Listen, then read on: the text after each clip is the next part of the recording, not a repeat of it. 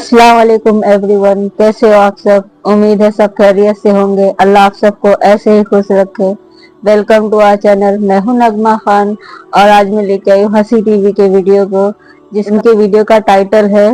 अल्लाह challenge करते हैं कुरान में कि कोई भी इंसान और जिन एक कुरान की सिंगल आयत नहीं बना सकता। देखते हैं किस तरीके से वो बता रहे हैं, फिर इंशाल्लाह हम वीडियो के बाद फिर बात करेंगे। चलो शुरू करते हैं वीडियो को। कुरान करीम एक ऐसी किताब है जिसका इल्म उतारने वाला खालिक अल्लाह पूरी इंसानियत और जिन्नात, दो ऐसी मखलूक़ात जो कि अक्ल, शऊर और फैसला करने की सलाहियत रखती हैं, इन्हें चैलेंज करते हुए फरमाता है कि अगर तुम्हें लगता है कि ये किताब और इस कायनात को और ख़ुद इंसान को पैदा करने वाली हस्ती यानी अल्लाह की तरफ से ये किताब नहीं है, तो इस कुरान की कोई एक भी सूरत बनाकर दिखा दो। और ये चैलेंज कुछ दिन, कुछ महीने या साल का नहीं बल्कि क़यामत तक के लिए है।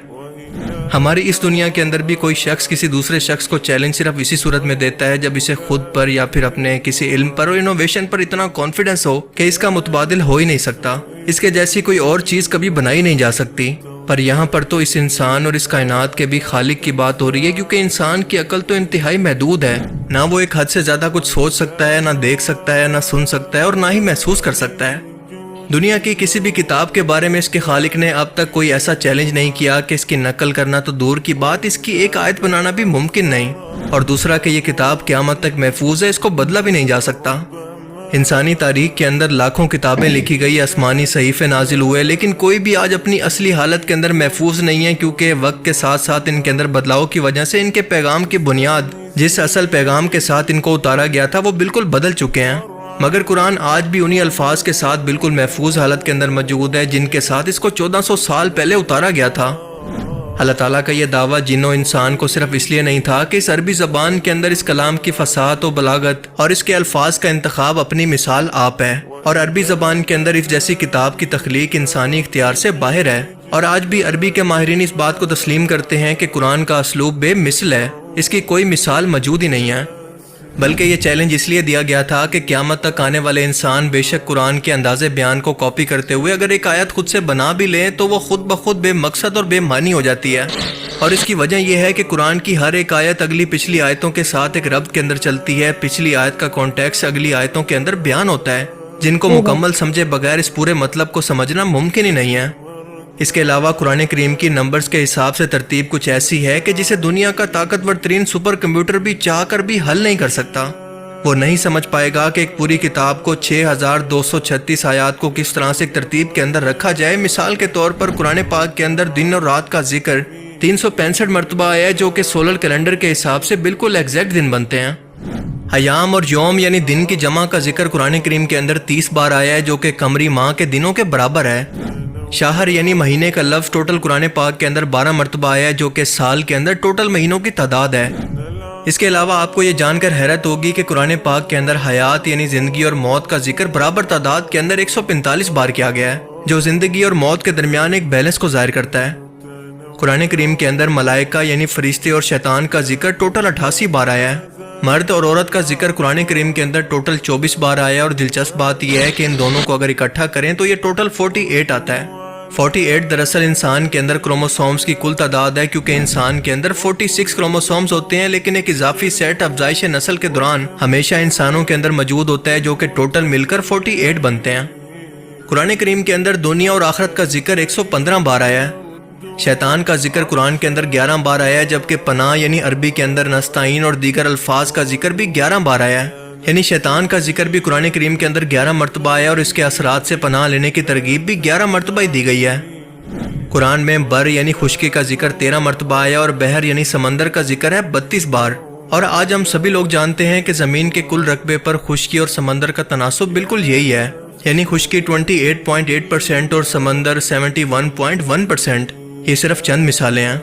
कुरान करीम में साइंस के मुतालिक ऐसे ऐसे इल्म मौजूद हैं जो कि उस वक्त शायद समझना अरब के लोगों के लिए मुमकिन ही नहीं था, लेकिन आज इनकी अहमियत हमें साइंसी डिस्कवरीज के बाद समझ में आती है। मिसाल के तौर पर कायनात की तख्लीक और बिग बैंग थ्योरी वगैरह।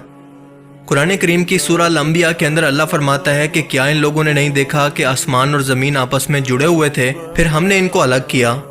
याद रहे कि बिग बैंग थ्योरी के मुताबिक कायनात वाहिद एक नुक्ते से वजूद के अंदर आई और इसके बाद ये फैलने लगी।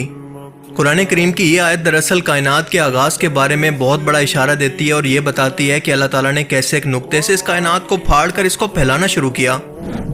اس کے علاوہ قرآن کریم کی سورہ الذاریات کے اندر اللہ فرماتا ہے کہ ہم نے آسمان کو اپنی طاقت سے بنایا اور بے شک ہم اس کو پھیلا رہے ہیں۔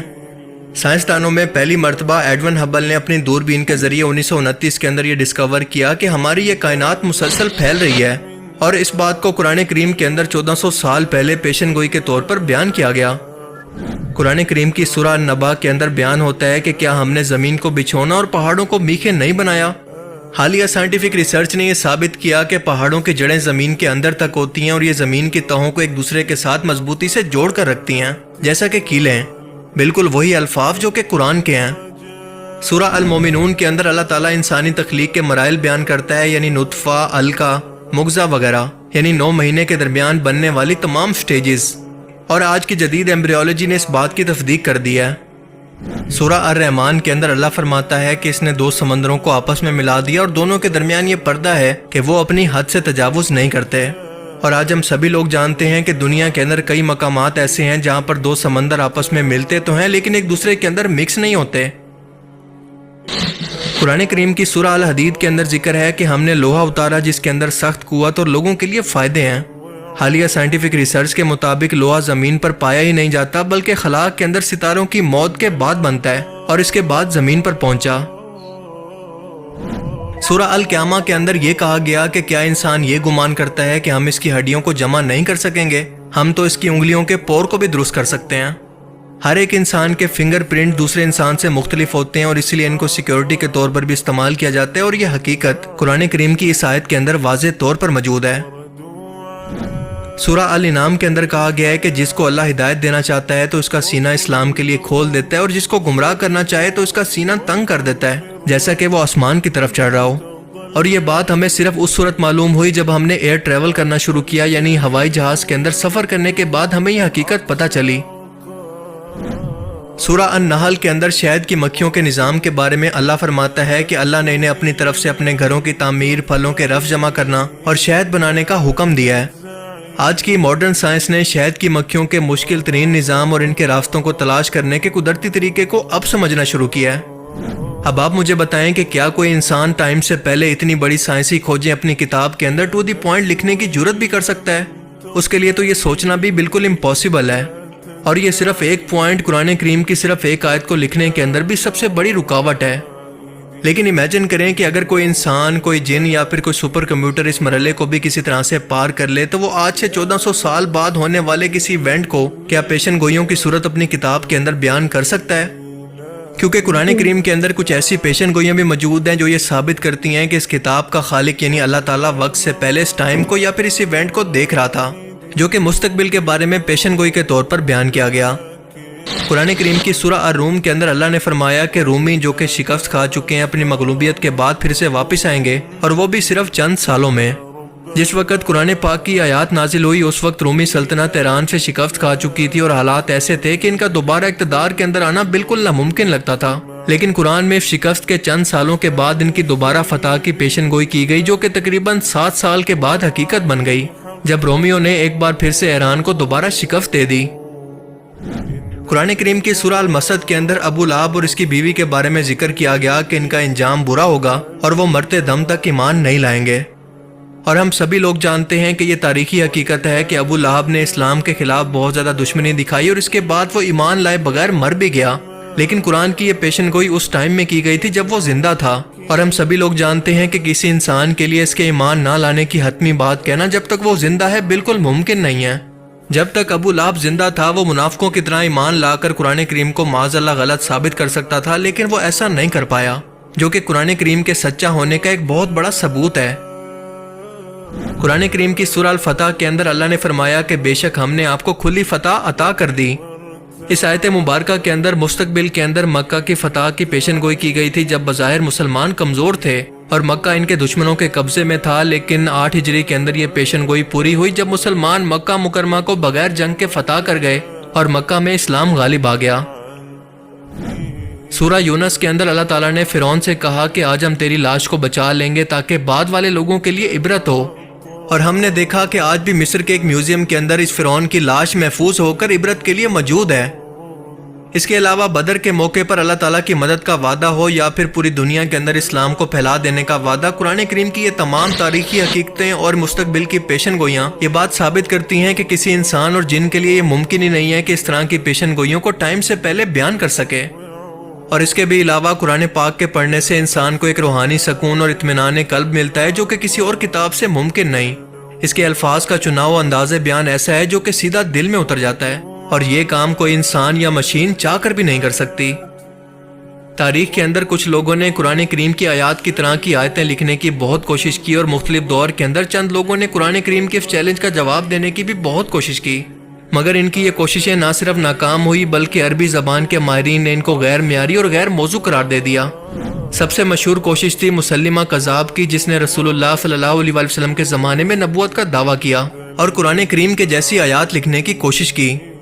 حضرت ابوبکر صدیق کے دور کے اندر اس نے مسلمانوں کے خلاف اپنا ہزاروں کا لشکر جمع کیا، اور اس کے خلاف مسلمانوں نے ایک جنگ لڑی جس کا نام تھا جنگ یمامہ، جو کہ سال 632 کے اندر لڑی گئی۔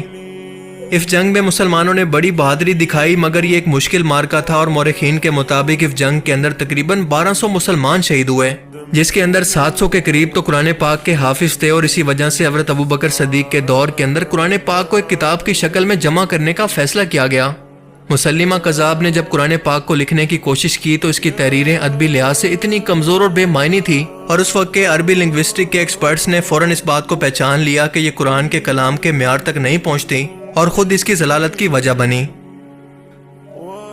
عباسی خلافت کے دور کے اندر بھی بعض لوگوں نے قرآن کریم جیسی آیات لکھنے کی کوشش کی، لیکن وہ کامیاب نہ ہو سکے، کیونکہ ان کے الفاظ اور ان کی تحریریں فصاحت و بلاغت، معنی اور گہرائی کے لحاظ سے قرآن کریم کے معیار کے 1% تک بھی نہیں پہنچ پائے۔